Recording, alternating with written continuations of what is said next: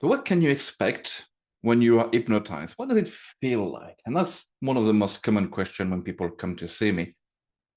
Based on popular cultures, things you see in films, in movies, in cartoons even, people expect to be in an altered state of awareness, of consciousness, a type of trance, full on. And that's the word we use a lot in hypnosis, of course. But they expect to be in like trance out of their mind, and you will have the hypnotist looking like they're half asleep or kind of the eyes rolled up, as if they had smoked a joint, have half a bottle of wine, and just feeling not quite themselves, and just responding very compliantly to every hypnotist command and all the suggestions, a bit like mind control. The truth is, it's more complicated and varied than that. Now, the first thing is that hypnosis is not mind control. I wish it were. My bank manager would be my best friend and I will have great powers. That would be fantastic. But no, it doesn't work like that. Actually, I cannot hypnotize anyone because technically the hypnotist does their own hypnosis. I can't force you to go into your mind. You're doing it yourself. My job as an hypnotist is to make it so easy and facilitate it in such a way that it might feel like I'm the one doing it, but I'm not. You're the one doing it. You're the one playing along, cooperating, and then creating that experience, which more often than not is really enjoyable. So when you are in hypnosis, because of that, because you're the one doing it, you are in full control of the whole experience. The simplest way to look at it is that hypnosis is a state of focused attention, and you're using your imagination more freely, and you're in a heightened state of suggestibility. Now, I said suggestibility, not gullibility. Okay, and that's very important. And there are many examples of this in everyday life. For example, when you watch a good film, whether you're at the cinema or at home watching a film or binging on your favorite series, you'll be there watching it, and sometimes time will fly by just like that. Hours will have gone by, and you haven't realized it really. Also, even though you know it's made up, you know it's been written by someone, and you might even know the actors, you might even know the actor's name, yet you still, okay, take it in, accept it for what it is, focus on it, ignore everything else around you, ignore all the noise around, maybe the neighbors, maybe the cars outside, and you just enjoy it, you experience it, makes you laugh, makes you cry, makes you jump, depending what you're watching. That's a type of hypnosis.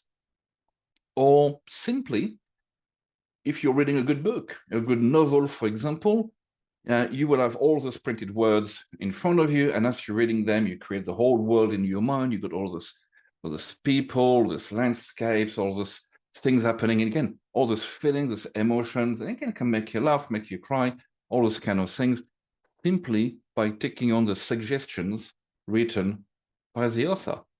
So that's also a very common type of hypnosis. We just don't call it that, but it is technically hypnosis as well.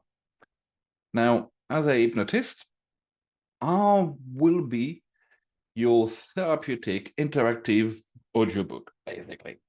I will be asking you to imagine things and play pretend other things, basically helping you stimulate your imagination in a useful and constructive way.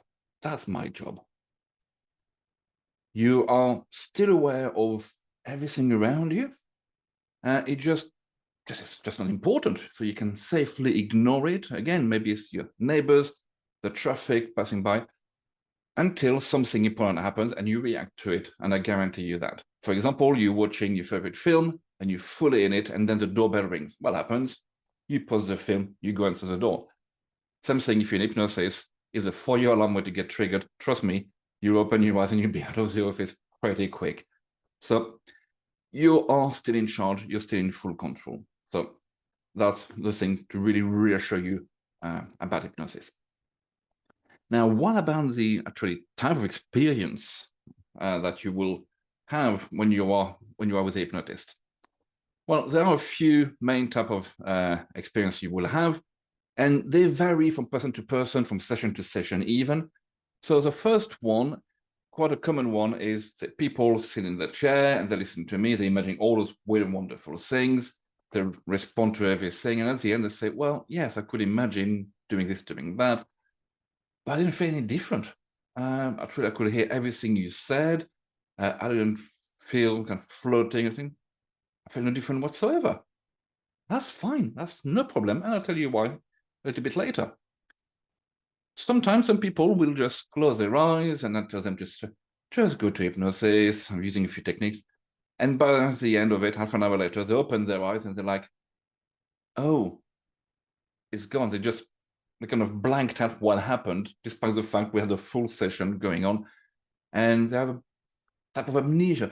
The same type you have, when you wake up and you remember, oh, I dreamt that, and it's gone. So that can happen. It tends to come back to them later, but you got that first initial weird feeling there. Now, one of the most common experience people tend to have in terms of awareness is they listen to me, they sit down and they go to the hypnosis, they imagine this, imagine that. And at first they, yeah, okay, do this, do that, blah, blah, blah, talking. And then they kind of drift off to something else. Maybe they feel like they're falling asleep, or they think about what they're going to do for dinner or for the weekend. Oh my God, I wasn't listening. And they kind of tune in and out of the session consciously, and they listen consciously or not. Consciously here, as I said a few times already, is the key word, because the main difference between those three experiences there, whether you felt no different whatsoever, whether you totally forgot everything, or whether you were in and out of it, is all down to what you are consciously doing. Because in hypnosis, I am not trying to talk to you on a conscious level. I'm trying to talk to you in a more subconscious, imaginative, emotional level, which is a different way of communicating. And sometimes people will actively, consciously listen to everything I say or not. It doesn't matter, because I'm not talking to that part of your brain. I'm talking to the other part. So as long as you are awake, and during the session we'll be actively communicating in many different ways, so I know you're not asleep, that's fine. Whether you listen to everything or not, I don't care. I mean, as long as you listen consciously to everything I say or not, I don't care, because subconsciously you will be taking it in. And again, during the session, we'll have some way of communicating by movement or nodding, or sometimes even talking as well. And also, as far as the experience itself, when I'm asking people to imagine things, it varies as well. Some people will go to full sensory hallucination. They will see things, hear things, feel things, and have a fantastic, vivid experience, quite intense. Some people, not so much. But then again, it's the same thing when you read a book. Some people will read their books, they'll be lost into it, they'll be like in their own little world, and they will be literally hallucinating what's going on. They will have a very vivid imagination, full of experience. And some people, like me, will say, yeah, it's a nice story. I'm kind of feeling it, but not as strongly. It doesn't mean you're not in hypnosis. It means you've got different ways and different intensity of imagination, and that's fine. We're all different.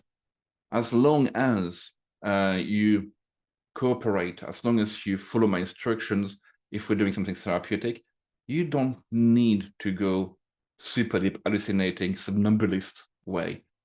Just do the work, use imagination, the way that works for you, and you'll be just fine. So if you feel you were not hypnotized when you went to see an hypnotist, well, maybe your hypnotist was rubbish. It happens. Or maybe you have the wrong expectations and that wasn't explained to you. More often than not, if you simply say, okay, I'll just play along and follow the instructions, very likely you will be hypnotized and you will have a type of experience. So I hope that clarifies a few things. And if you have any more questions, if I wasn't clear, and if you want more clarification on my rambling, please leave me a comment. And in the meantime, if you want to follow me more for more content about hypnosis and therapy, as usual, click like and subscribe like everybody else says, so you can follow my content. Thank you for watching and see you next time.